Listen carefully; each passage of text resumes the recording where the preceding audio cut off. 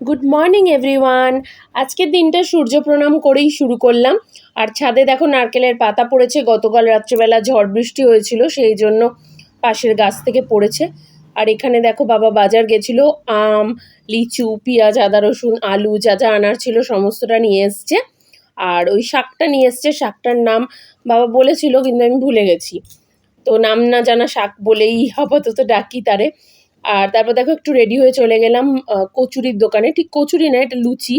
তো লুচি আর একটা আলুর দম, এই দোকান থেকে লুচি আলুর দমটা না বেশ ভালো খেতে, জানো তো।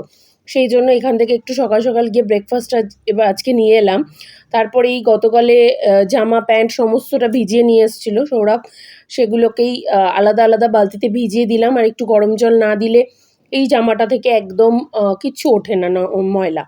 তো সেই জন্য আর এই নাম না জানা শাকটা কেটে নিচ্ছিলাম, কারণ আজকেই মা বললো এটা রান্না করবে পেঁয়াজ আর রসুন দিয়ে। যাই হোক, এদিকে শাকগুলো কাটা কেটে বেছে ভালো করে ধুয়ে মাকে দেব।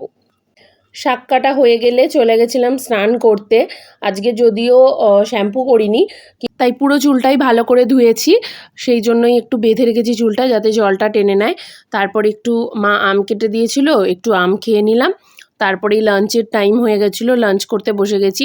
আজকে আমার পছন্দের ওই মাছের তেল আছে দেখো, আর কিছু আমার লাগবে না। তারপর বিকেলবেলায় লিচু কাণ্ড শুরু হয়েছিল। এই যে ইনি তো লিচু পেলে আম পেলে কিছু চাই না। আর দেখো আমরা সবাই মিলেই বসে লিচুটা খাচ্ছিলাম, তারপর উনি মনে মনে ফোন দিয়ে আটছিলেন কি করে আরও লিচু খাওয়া যায়। দেখো বসে বসে আমার ভাগের লিচুগুলো আস্তে আস্তে নিজের দিকে টেনে নিচ্ছে। এটা প্রত্যেক বছরই দুষ্টুমিগুলো করতে থাকে। তারপর দেখো সন্ধ্যাবেলা বসে বসে মিঠাইয়ের একটু প্রজেক্ট করছিলাম।